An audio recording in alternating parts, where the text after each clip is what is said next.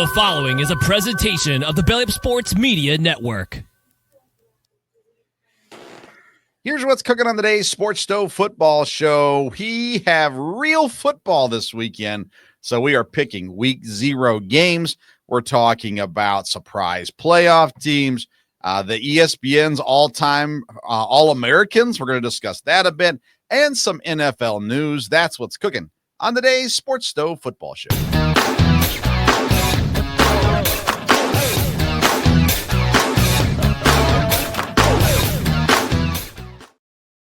Welcome into an all-new edition of the Sports Stove Football Show on the Belly Up Sports Network, presented by Righteous Felon Jerky. Join the flavor revolution at righteousfelon.com and use the promo code STOVE15, that's STOVE15, to get 15% off your purchase. Well, we're excited to be here because we have real football to discuss this week. I'm Vince Stover, joined as I am every week by my dad, Dale Stover. Dad, how you doing? Hey, doing good. And like you said, we've got real football, and I'm excited about this show tonight because we got some fun things to talk about. So looking forward to it. Think folks will enjoy it. Well, I hope so. Like anytime we're talking about actual football games, it's going to be a lot more fun than, talking about fake games or trying to come up with content to discuss, but we actually have real football to talk about. And one of the things that I want to open the show with, though, is ESPN did this fun article last week or earlier this week, whenever it was, where they came out with the all-time first-team All-Americans. And I was intrigued by this list of players. A lot of them made sense. There were very few people, left off of this list that probably could have been argued to be on this list. But an intriguing one, needless to say. I'll run through some of these here. On offense. Quarterback Tim Tebow. They said Vince Young was the other candidate for this spot. Running backs Barry Sanders and Herschel Walker. Tight end Brock Bowers. He's one of the more recent players that's on this list. On the offensive line, you had Orlando Pace, Bill Fralick, John Hanna, Jim Parker, and Chuck Bednarik. And then wide receivers, Randy Moss and Larry Fitzgerald to round out the offense. Dad, when you looked at this list, what was your first thoughts when you saw this offensive first-team All-Americans? Well, again, since they go all the way back for the history of college football, you can come up with a lot of names. I don't think there was anybody that, I would say, well, they shouldn't have been on it. But I did have some people that jumped out in my mind, that, I saw play or even heard about playing that I think, maybe could have made the list from there, even on the offense. So. All right, well, let's start with the offense. Who did you think was not on the list that you felt was worthy to be on the list? Well, there's a wide receiver who played for Ohio State named Paul Warfield. He was a tremendous player in college as well as the pros. And I know here we're just talking about college. So, Paul Warfield's a name I thought, might be there for a wide receiver. From that end on, you want to talk about all the offense here? Yeah, offense. Yeah. Yeah. The running backs, you really can't argue with that, but I'm not real sure how Bo Jackson doesn't make it. That's a little tough. There I might have said I had a triple option team and put him on there with them from there. Tight end, Brock Bowers, he was good in college, but when you look back, there were some really good tight ends in college. Keith Jackson from Oklahoma and Kellen Winslow from Missouri. They were both very good in college as well as being very good in the pros. The all-purpose player, that was interesting. I understand that Rodgers, he was very good. And I would assume because he was a running back and a return man. But to me, one of the best players could have been in the pros, but he got hurt. But in college, was a guy named Gale Sayers. He played for Kansas, the Kansas Comet. Unbelievable returner, unbelievable running back. If they'd been able to have knee operations like they have now, who knows how long what he would have done in the NFL.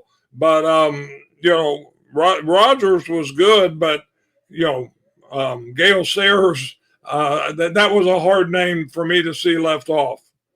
Yeah, when I look at it, and I look more at people that played, in my lifetime, I think a wide receiver, Peter Warrick, back at Florida State back in the late 90s, had an incredible college career, and think that his name needs to be mentioned at the very least. You talk about all-purpose, it seems like Desmond Howard would be an option there as well for his career at Michigan, for sure also. And then outside of that, I think everything else is pretty much, Tim Tebow, for the length that he played in college and the way that they dominated in his college years, makes a whole lot of sense. Vince Young had that year that was incredibly special, and he was good throughout his college career, but had a year that was so special. But Tebow had that longevity.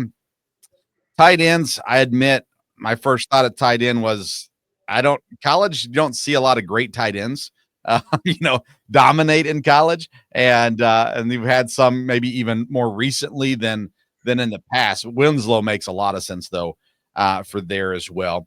All right, let's go to the defensive side. This is a fun list, too. On the defense, they got for the ends, Hugh Green and Randy White. On the tackles, Ndamukong Suh and Bronco Nagurski. The linebackers, Dick Butkus, Derek Thomas, Chris Spielman. Cornerbacks, Charles Woodson, Deion Sanders. Safeties, Ronnie Lott and Ed Reed. And punter is Torrey Taylor. By the way, kicker, I didn't say that earlier, Sebastian Janikowski. I love that one. All right, let's go back to the defense, though. And, Dad, your thoughts on the list and what it was missing on defense. Well, the defense was really pretty solid looking at all that. The only questions I have, I would have put two different defensive ends on there. One of them would have been a guy way before your time, but his name was Bubba Smith. He played for Michigan State and then played for the Colts in the NFL. But he was a dominant defensive end. I remember reading about him. They played his senior year. They played Notre Dame. And at the end of the game, he was taunting the whole Notre Dame team to run one more play. But Notre Dame was content with a tie rather than running the game against him. And the other guy, you probably know what's coming here, but it's Reggie White. I don't see how you leave him out with his college career. But there was a lot of great defensive ends, but I would have put Bubba Smith, Reggie White in there. Everybody else, I'll have to agree with. A lot of they're probably at the top of their game. Yeah, I also thought about David Pollock. He played in Georgia, back in the early 2000s. And his career at Georgia was absolutely incredible. He was a 3-time All-American and a special career in college, especially. So I think linebackers, I think there are a lot of options at linebacker also. You can't argue with the three that they put. You could argue with Chris Spielman. Maybe there's a better option, but all of them good college careers, great college careers. Cornerbacks, Woodson and Sanders, can't really argue there either. Safeties, Lott and Reed. Yeah, so all of it makes sense. And like I said, it's just kind of fun to talk about, fun to discuss, and think back about, who was big, back when you were younger, and the story of the game, of course. The article did mention that Anthony Munoz did not make the list, so that was one person that people were maybe missing, and then Ray Guy was the other guy that the article mentioned that isn't on the list that probably could have been on the list too. So I thought it was fun. Thought we would talk about it, bring back the glory days, all that good stuff there as well. So check it out. It's on ESPN. It's a couple days old now. So if you haven't seen it yet, it's a fun little article to read at the very least. All right, Dad, speaking of fun little articles to read, last week on bellyupsports.com, I posted an article, College Football Playoff Surprise Teams. Last year we had some big surprises. We had teams like Arizona State and SMU, Indiana, and even maybe Tennessee considered a surprise team as well. And I want us to get a little bold here today, Dad, and I want us to pick a team or two. I wrote about several teams, but let's just talk about a team or two that you think could be in the playoffs that would be a surprise, whereas right now, not very many people are giving them a shot to make the playoffs, and maybe why we think so. And I'll start with the team Virginia. It would be a huge shock if Virginia is in the playoffs this year. Tony Elliott has had several years now as a coach down there, and it hasn't really gone that well. But here's my thought process on Virginia this year. They have super low expectations. Their win total is 6.5 on the year. And when you look at Virginia, you look at the addition at quarterback. Chandler Morris comes in. We talked about him in our ACC preview episodes. And you look at their schedule. They got an easier schedule, at least especially in the conference this year. We watched Indiana have that easy schedule in the Big Ten last year, and it got them to the playoffs. And so I kind of look at it that way as well. And I just like what they've done on defense this offseason too. So I know it's a long shot, but we're talking about teams that could be surprising. And I think Virginia has enough talent. The question is can they, put it all together, execute with that talent this year? So Virginia's a surprise team for me we could see in the playoffs. Dad, do you have a team that you think could make the playoffs that would be surprising? Well, I was looking again, there's always going to be teams that come up, that do surprise from there. This one won't surprise you, but when I looked at win totals, another team that has a 7.5 win total is one of my teams I like, which is Illinois. I think people are expecting them maybe to be more competitive, but I think with the veteran quarterback, the way they've played, again, they're not going to surprise people this year, but I think they could be a factor in the Big Ten. The ACC is interesting because there's a couple really dominant teams. Outside of that, somebody definitely could surprise and win several games. I think everybody's waiting to see what North Carolina does, and we'll see what kind of team they have there. But Virginia, I think, is as good a shot as anybody. I was going to look this up, and I didn't get a chance to. Do they still have the same coach as they've had the last couple of years? So it's a guy from Oklahoma, from Clemson, the coordinator. So you would think he is going to turn things around. So I think that would be a +2 for Virginia. Yeah, I agree. One other team I want to discuss is Nebraska. And you look at Nebraska, they've got the elite quarterback skill. Now, he's a true sophomore. Will he make those steps forward this year is a big question mark. We had wide receiver Dane Key on the show back when we did the Big Ten preview. But Dane Key was added. There was another receiver added from the transfer portal. They've got great offensive minds on that coaching staff. It is a tough conference as a whole, but Nebraska, they've got enough weapons that they can make things happen, I think. And Dylan Raiola there at quarterback is massive. They need the defense to step up. Their win total is 7.5 also. So again, not projected to be a playoff team this year, but it's kind of one of those things that I look at and I say, why not Nebraska? Now you can say, well, because of Ohio State, Penn State, Oregon, USC, all these other teams, but ultimately Nebraska has the talent this year. And I love the experience at quarterback along with the projected talent at quarterback. I think Nebraska is a sneaky team to watch this year. If they were in the Big 12 or in the ACC, I think they would be a lot higher on a lot of people's lists. But being in the Big 10 is going to be tough. Nonetheless, I'm for it. I think Nebraska is a potential surprise team for the playoffs this year. You have one more team you want to discuss? I don't have one in particular from there. So again, Nebraska, like you said, the whole issue with them is it's a tough conference. And there's a lot of teams kind of right where they're at. But you're right about offensive minds. I really enjoyed the wide receiver, we had on the show, and hope he has a great year. And there's definitely a good chance somebody in the Big Ten can jump up. Right. But again, a lot of good teams there. But Nebraska, it would be in some ways great to see Nebraska back because they're such a name. When I was a kid, Nebraska football, Nebraska, Oklahoma, those were teams you heard about all the time. And of course, that was back, when they had the other coach. So anyhow, but Nebraska's probably, we'll see. Yeah, well, it's funny. Back when you were a kid, they were really good. Back when I was a kid, they went through a really good spell again as well. Was it Tom Osborne was the coach, I think, Yep.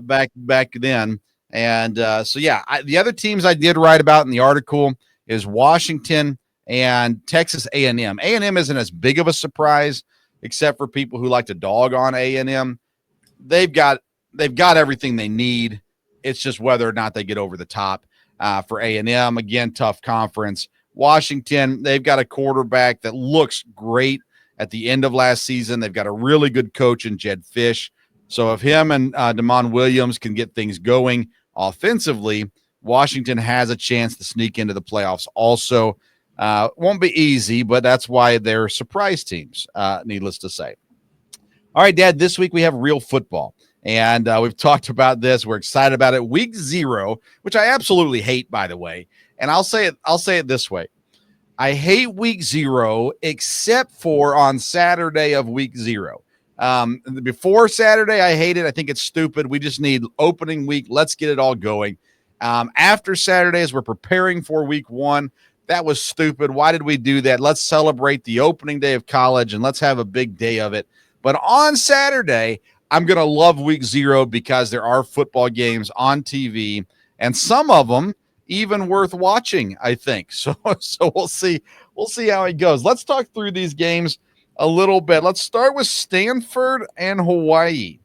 Stanford and Hawaii. And this is so funny because when you hear this, typically you're going to say Stanford should beat Hawaii because, well, Hawaii's horrible.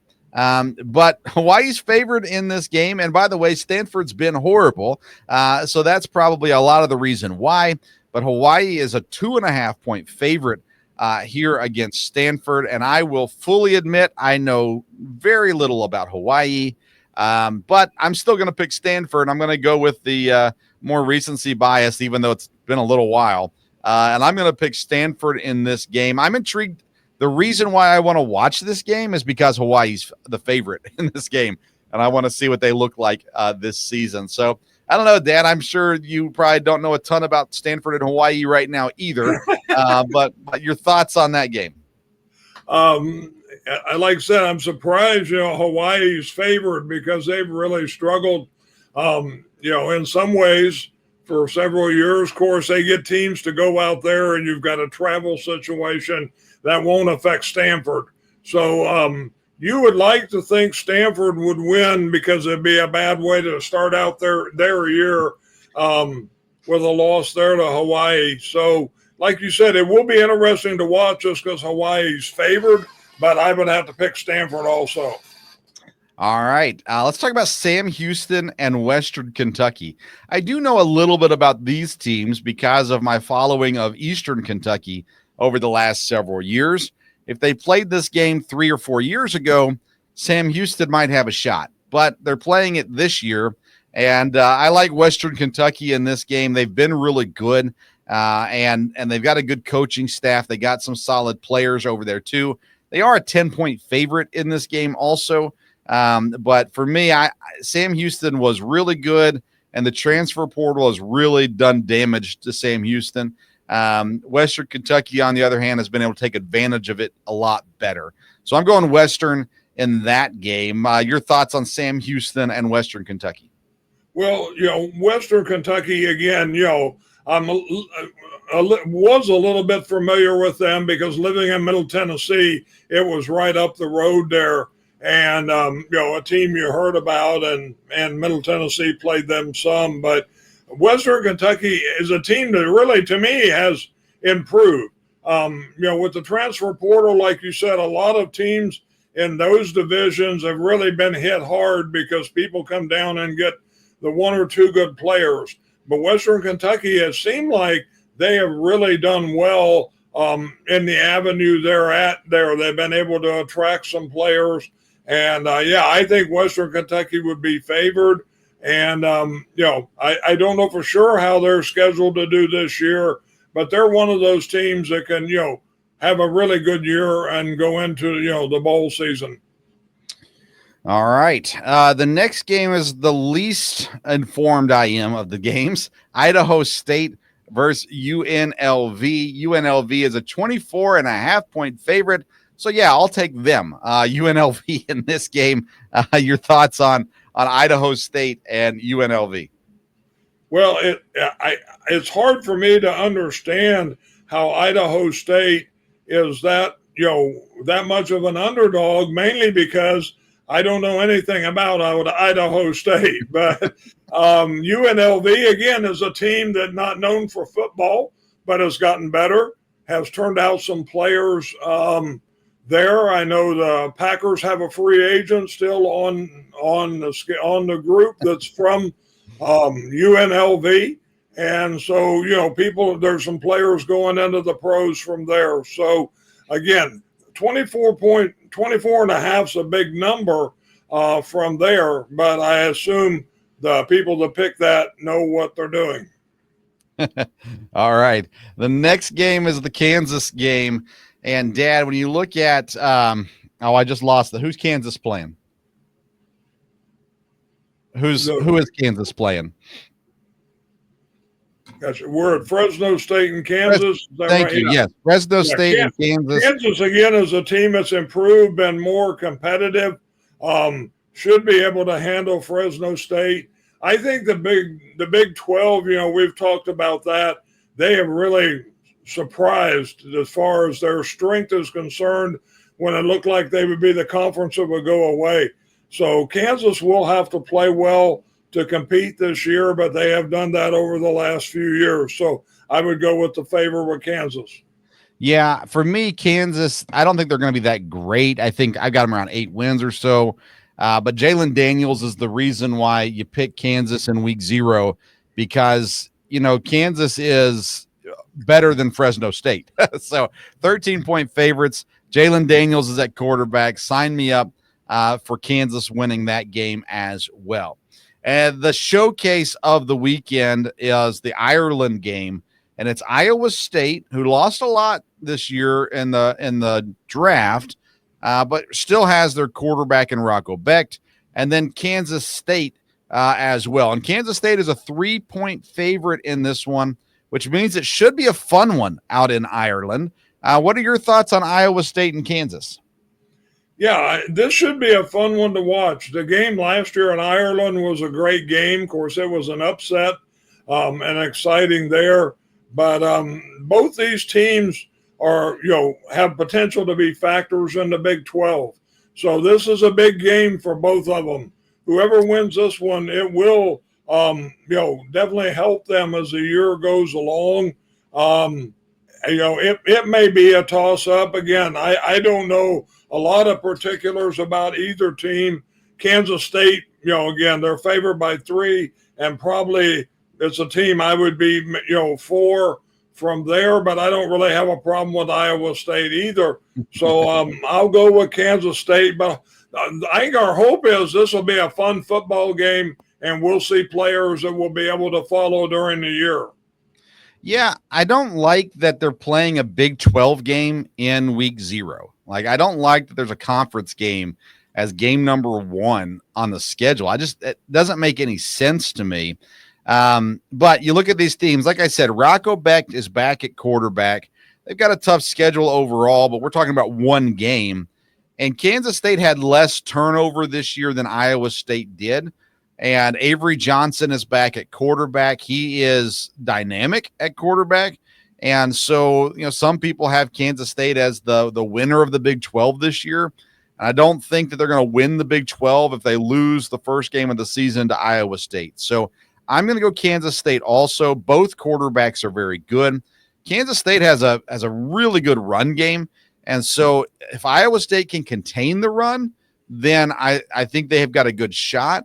But, Dad, the Big 12 is not known for run-stuffing defenses. The defense is not really what the Big 12 hangs their hat on. So I think Avery Johnson and the running backs at Kansas State are going to have a pretty big day. I think Iowa State can stay in the game, but I think Kansas State ultimately wins the game there. I will say this. When you're looking at week 0 games historically, they're a little lower scoring than a normal week of college football. So overall, I think we're going to see the scores stay down in week 0. It's the first game of the year. You know, there's less time than everyone else that's playing next week to get ready for it even. So I think ultimately all these games, they could be tighter than expected because of that. Ultimately, I think we expect to see the scoring stay down a little bit in these games. Maybe one game could bust out a little bit, but overall, I expect them to be more in the 20s, like 20 something to 20 something, or in the teens and 20s, something to that effect, more so than some of these games we'll see later in the season that are in the 40s versus 30s or something to that effect as well. All right, Dad, anything else college football related you want to discuss before we head into some NFL news? No, like you said, this will kind of whet our appetite for it this weekend. And then, of course, we'll talk next week, but some really big games in week 1. So, yes, for sure there is. All right, let's talk about some NFL things. Today, the Packers and the Seahawks fought a couple different times in the split scrimmages or the joint practices. You don't really want to see that happening, especially with your starting offensive linemen. So hopefully everybody can get out of these joint practices healthy. But that being said, we've had some trades this week, which was intriguing. Nothing super crucial, I guess. I thought that the trade Kansas City and San Francisco made, sending Sky Moore, over to San Francisco, was a little intriguing. They've got some injury issues, so that's interesting at the very least. But Dad, overall, we had quarterback ones announced this week. So Joe Flacco announced as the Browns starting quarterback, not a surprise. Daniel Jones gets the nod as the Colts starting quarterback this season. I'm not surprised by that, but some people were. I don't know. When you look at these two guys, Joe Flacco starting for the Browns, does it make sense? I know everyone said, oh, that's what's going to happen. That's what needs to happen. But does it really make sense for the Browns to start Joe Flacco? As far as long term, no, it doesn't.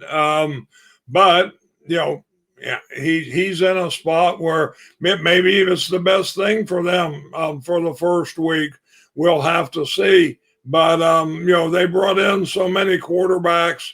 I guess they've had some injury issues, but Joe Flacco, we've kind of gotten used to him coming in as the year goes on, but Joe Flacco as a starter, that's not something you would have expected to hear normally for sure. Yeah, it's weird. The Jets, by the way, have traded for two different defensive tackles this week, so that's interesting too. Harrison Phillips was probably from the Vikings, by far the best one that they acquired, but just some kind of small moves here and there this week going on in the NFL. Saints went out and they got Devon Vele from Denver. Sky Moore went from Kansas City to San Francisco. And then you had the two guys, was it Jawan Briggs? Yeah, Jawan Briggs and Harrison Phillips going to the Jets in trades as well. Roster cuts are coming up on Tuesday, August the 26th. That'll get us down to 53 players on every team. So we'll have some injury news by then and some other things going on in the NFL as well. Washington, Dad, we talked about this on Tuesday's fantasy show, but Washington has basically said Brian Robinson Jr. is not going to play for them, and they're looking to trade him or they'll end up cutting him at running back. And I'm really confused by this because he's not an elite running back, but he's been so consistent for them. I'm surprised with this move by Washington, especially when they got, diva stuff going on with Terry McLaurin. Why make this move? I'm surprised, but there are some teams out there that are going to love the opportunity to get Brian Robinson. Is there any teams that stick out to you for a good fit for Brian Robinson? Well, yeah, I looked at it, and because he's a guy that could be a dual threat running back for somebody, the team with somebody. To me, the Bengals would make some sense maybe to bring him in with Chase Brown. Kansas City is always looking to add people, and him and Pacheco, that might be a good thing there. And he might be a real help at Tennessee with the Tennessee Titans. Yes. Seems like that would make some sense. He might could bolster things there and maybe even win the spot. Yeah, I was actually thinking Tennessee as well. I think, they need a lot of things, but I think he'd be a good addition in Tennessee. Cincinnati's a great option as well. I actually thought Green Bay was a good fit, Dad, because Marshawn Lloyd is injured. He's going to miss time, and I know they like the other guy, Mitchell, but he would be a really nice addition to be the number 2 there in Green Bay. Miami, I think, is an interesting spot as well. There's very few teams that it wouldn't work for him to be there, but nonetheless, I'm intrigued by him. He's that consistent 700-yard rusher, and he's done it the last 3 years, and he'll fit somewhere. I'm just surprised. He's not super expensive either, so I'm just a little surprised by this one. In Tampa, two major receiver injury issues going on right now. Jalen McMillan, he's going to miss time with an injury. Chris Godwin, still coming back from the injury, won't be ready for week 1. And I know we've talked fantasy football on the Tuesday show, but for me, I just looked at this and go, Emeka Egbuka is about to have himself a season in Tampa, opposite of Mike Evans. Great opportunity. There's not going to be people, digging into his targets. I just think that we should expect a massive rookie season for Emeka Egbuka down there in Tampa. Do you see the same opportunity for him as I do? Yes. Yeah. When they had these injuries, it definitely bolstered things up there. He was great in college. Excuse me. I was one that, didn't understand the draft pick. They had wide receivers and at that spot in the draft, but he's going to be a great player. And now he can have a great rookie season. He easily could, shine in the first couple games. And even when these guys come back, I would see no reason why he's not, couldn't win the number 2 spot there. Working with Evans is a great guy, to learn from there. He's got a good quarterback and, coaching staff. So, yeah, I think it changes his season for sure. And I heard your comments on Tuesday, and definitely changes the fantasy football outlook, no doubt about it. So, yeah, and I think he's wide receiver 1 in Tampa. Evans is good still, but he is aging. Everybody said, "Oh, he got all these consecutive 1,000-yard seasons." He got there last year, but it wasn't legit. I mean, he still got it. Congrats to him. I'm not trying to knock on Mike Evans, but ultimately, I think Egbuka is target number 1 in Tampa this season. I think it's going to be a huge, huge year for him. Well, before we get to the NFL season, we have lots of things to look at and prepare for, but I'm always looking ahead to the draft, the next year. How are things going to shake down? And we've got loads of quarterbacks coming into this next draft. And so I started thinking about, with as many quarterbacks as we have coming in that are like potentially round 1 level quarterbacks, and especially round 1 and round 2 level quarterbacks, we're talking about 7 or 8 quarterbacks. I thought there's no way there's 7 or 8 teams that need a quarterback. So then I started thinking, well, are there? So I'm intrigued to get some thoughts from you, Dad. And what I want to do is I kind of want to go division by division real quick. on these. So I'm going to start in the AFC East: Patriots, Dolphins, Jets, Bills. Of those four teams, do you think any of those four teams would be willing and even maybe targeting a quarterback in round 1 or round 2 of next year's draft?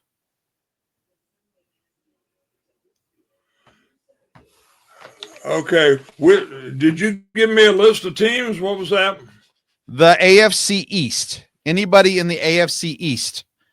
So the Patriots, the Dolphins, the Jets, or the Bills? Yeah. Now, the AFC East, I think both, depending on how the season goes, I think, the Jets or the Dolphins could be looking. It just depends how things go, with Tua or with Fields from there. I've got several teams, we'll get to them here in a minute, that I definitely are looking for quarterbacks, but there are several teams depending how it goes this year, and I think that's how it'd be with the Jets and the Dolphins. Yeah, I'm with you. Those are the same two teams I was thinking of. If they go 4 wins, 5 wins, somewhere in that range, then yeah, I think they're shopping quarterback. Let's go to the AFC North. Ravens, Browns, Steelers, Bengals. The Browns just drafted 2 quarterbacks. And the Steelers have Aaron Rodgers.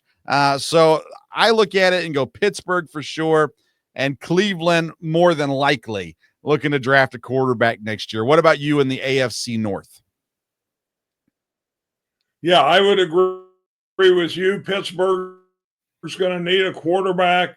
And Cleveland, I'm sure Joe Flacco has some more great years ahead of him, but yeah, it depends where Cleveland ends up in the draft. But if they fall to where they're one of the top couple picks, I don't see how they can pass anything up. In the AFC South, I had the Colts for sure looking for a quarterback, and I have the Jaguars as, if everything goes wrong, that they could be looking for a quarterback. But ultimately, I think it's just Indianapolis.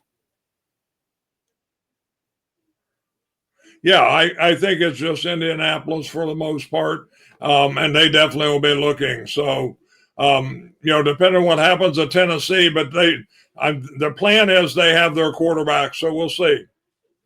Yeah, in the AFC West, the Raiders, they're more of that, if it falls to them, the right guy's there as that a guy that they can mold and shape, into the next quarterback in Las Vegas.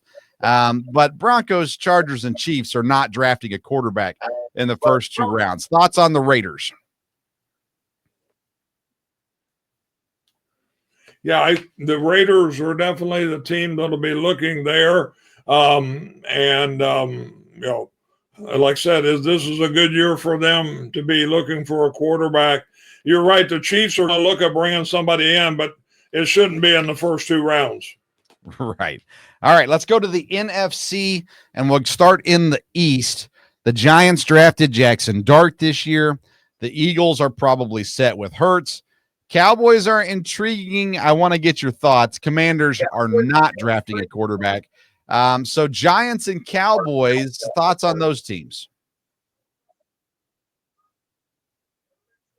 Yeah, I don't think they would be ones that are looking that early. The Giants could be, depending how their quarterback situation goes this year. And, again, if they were one of the top draft picks, there might be a guy they just couldn't or shouldn't pass up. Dallas, I wouldn't think would pick a quarterback that early. I agree. All right. NFC North, I don't see any team here drafting a quarterback. Vikings would be my, if everything goes wrong, team in the North. But overall, I don't think the North is touching quarterbacks in round 1 or 2 next year. No, the only one would be, Minnesota, depending on how that goes. But they seem committed, and if they have a decent year, then yeah, that would not be a division. All right. Then in the NFC South, pretty much every team is a possibility. Saints, high probability. Falcons, I don't think so. Buccaneers, I don't think so. Panthers, I put them in that same category as Miami and the Jets. This is kind of the last year to say, yeah, we've got it in Bryce Young or we don't. But I think the Saints they may even be picking first overall this year. And I don't think that it matters that they drafted Tyler Shuck. I think they go ahead and find themselves a new quarterback next year as well. Your thoughts on the NFC South teams? Well, definitely the Saints will be in the market for the quarterback, like you said, no doubt about that. And Carolina would be just like those other teams, see how Bryce Young does, whether he shows enough that they're okay there. All right, then that brings us to the NFC West.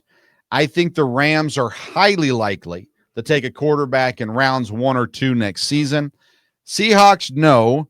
49ers, no. They just signed Purdy to a big contract. And Cardinals, I put them in the Dolphins and Jets category too, where they're only winning 6 games. It's time to maybe move on from Kyler Murray. So Rams, yes. Cardinals, maybe for me. What about you for the NFC West?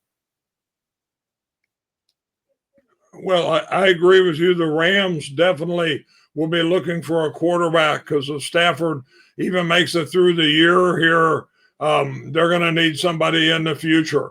It will be interesting to see what they do because I don't know that they'll be a high draft pick. I know you think they're not going to do well in the division, but they might have to make a trade. But if there's a lot of guys, if there's a lot of good quarterbacks, like you said, then everybody's going to evaluate people differently. And the Rams should be able to do that. Yeah, I agree. I agree with that for sure. All right, Dad. We got real football coming on TV on Saturday. Excited about that. Is there anything else that you want to discuss before we sign off tonight? No, like you said, we've got, real football now. It'll be a lot of fun for next Tuesday for the cut downs. We're always interested in our team, to see who to pack keep. But the way they do it now with only having one cut down, there's a lot of movement with free agents. There's teams looking for people, and waiting to see who's available there. I heard talk today on some of the Packer stations about there's some positions they feel like they're waiting to see who comes available in certain areas, and that's probably true with every team. Yeah, I'm sure we'll have plenty to talk about next week for sure with those cut downs. We'll have a few surprise cuts. We'll have some new signings, all that to discuss. We're going to be recapping week 0 football games. We're going to be previewing week 1 college football games, which is going to be a lot of fun. So make sure you join us next Thursday for that. Also, every Sunday, I host the Belly Up Fantasy Live Baseball Show. You can find that on the Belly Up Sports Network. And on Tuesday, the Belly Up Sports Fantasy Live Football Show, which you can also find on the Belly Up Sports Network. And hopefully you'll tune into those things. We've got 3 drafts coming up, me and Dad do, over the next couple weeks still. I had one on Tuesday. That was a lot of fun. You can go back and listen to that as well. Follow us on social media at Sports Stove. That's Twitter and Instagram. And we drop all kinds of thoughts on there. And then make sure you visit our sponsor, Righteous Felon Jerky. Go to righteousfelon.com. Use the code STOVE15 at checkout. You're going to get 15% off your purchase. And they have some wonderful flavors of jerky. Plus, the texture is just perfect at Righteous Felon. So make sure you check that out as well. Thank you for tuning in to this edition of the Sports Stove Football Show. Until next time, we'll see you around the Sports Stove.